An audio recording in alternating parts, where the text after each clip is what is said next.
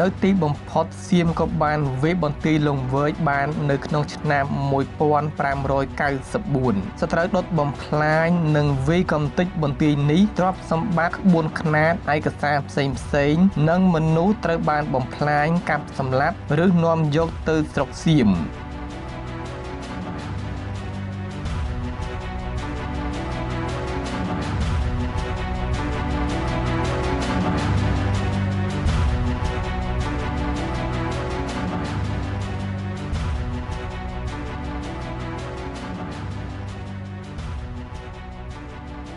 បាទជំរាបសួរដល់ពុកម៉ែបងប្អូនដែលតាមបានទស្សនាតាមរយៈ Channel ប្រវត្តិនៅថ្ងៃដែលខ្ញុំបាទនឹងលើកយកនៅរឿងរ៉ាវប្រវត្តិសាស្ត្រមួយទៀតនោះគឺការបែកបាក់បន្ទាយលង្វើយនៅឆ្នាំ1594មកជម្រាបជូនដល់ពុកម៉ែបងប្អូនឲ្យបានដឹងដូច្នេះសូមពុកម៉ែបងប្អូនរីករាយស្ដាប់ជាមួយខ្ញុំបាទដូចតទៅ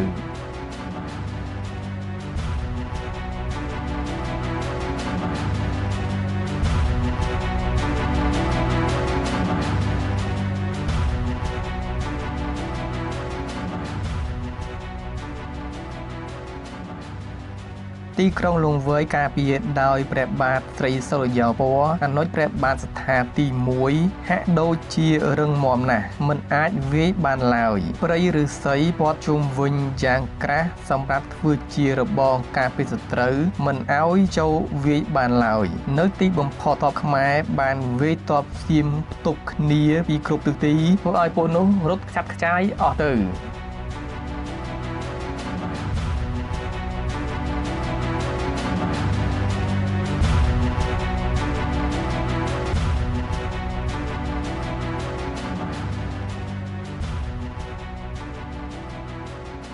ប៉ុន្តែមុននឹងដកទ័ពថយទៅស្រុកវិញសៀមប្រើឧបាយកលយកប្រាក់ដួងច្រកក្នុងកំភ្លើងហើយបាញ់ទៅក្នុងគុម្ពឫស្សីបន្ទាប់មករាជខ្មែរបាននាំគ្នាទៅកាប់ឆ្ការព្រៃឫស្សីដើម្បីរើសយកប្រាក់ដួងនៅឆ្នាំ1593ពេលសៀមលើកទ័ពចូលមកម្ដងទៀតទ័ពខ្មែរខាងជើងទឹកបានចាញ់សៀមឯទ័ពខ្មែរជើងគោកទល់សត្រូវពុំជាប់ហើយដកថយជារហូតសៀមក៏បានវាយសម្រុកខ្លាំងឡើង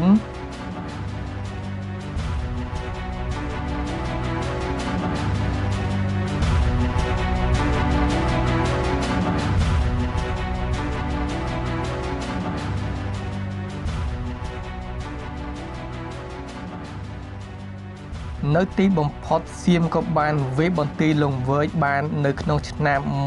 1594សត្រូវដុតបំផ្លាញនិងវាយកំទេចបន្ទាយនេះទ្រព្យសម្បត្តិក្បួនខ្នាតឯកសារផ្សេងៗនិងមនុស្សត្រូវបានបំផ្លាញកាប់សម្លាប់ឬនាំយកទៅស្រុកសៀម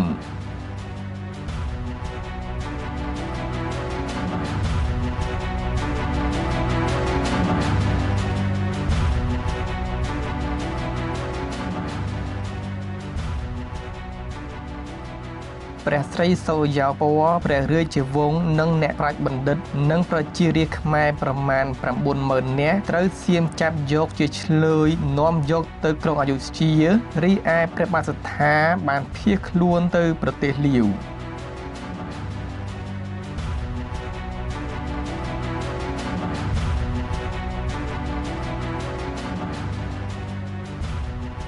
បាទអរគុណដល់ពុកម៉ែបងប្អូនដែលតាមដានទស្សនាវីដេអូតាំងពីដើមរហូតដល់ចប់សម្រាប់ពេលនេះខ្ញុំបាទសូមអរគុណសូមជម្រាបលាជួបគ្នានៅវីដេអូក្រោយទៀត